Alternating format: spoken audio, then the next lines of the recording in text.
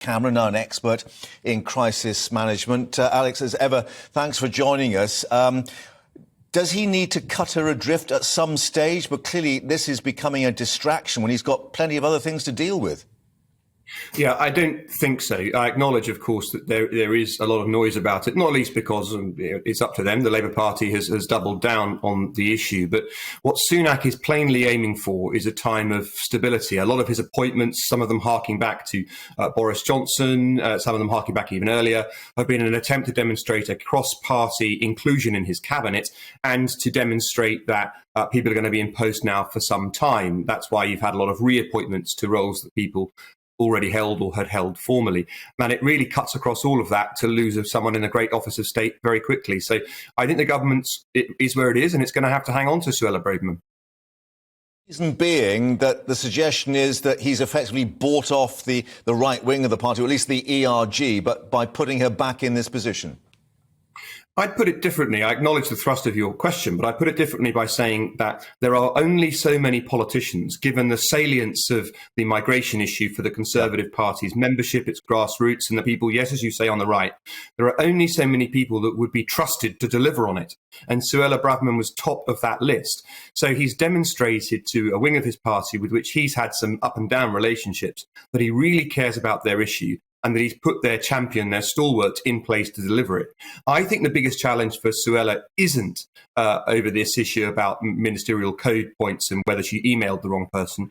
I think the biggest issue for her is delivering on stopping small boats coming from France. And I think that's the test that people are going to want to judge the Tory party by at the ballot box, and that's the test they're going to judge the Home Secretary by. After all, Mark, that's the test that former Home Secretaries have, I'm afraid, come up short on. So if she can deliver on that, this ministerial code point won't matter. If she can't deliver on it, then either way, she's cooked.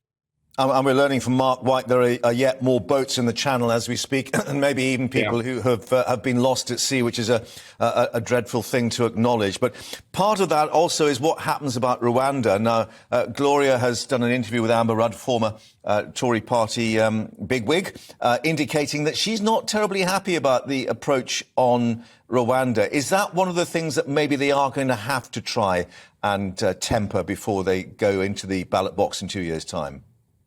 I'd be surprised, because it's a popular policy amongst Tory party MPs and members. And I also think, with due respect to Amber Rudd, who of course had a distinguished career in the cabinet, that the Tory party's now got several people hanging around that we could describe, as you do, as bigwigs, who find themselves slightly superannuated. And the way that they get attention is to speak against party line.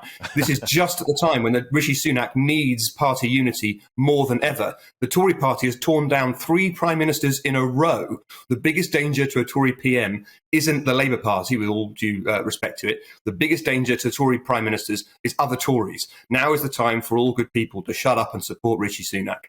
OK, I was speaking to Liam Halligan about what they call the dullness dividend in the FT, obviously speaking about the markets and the economy. But you think that should apply to the politics as well?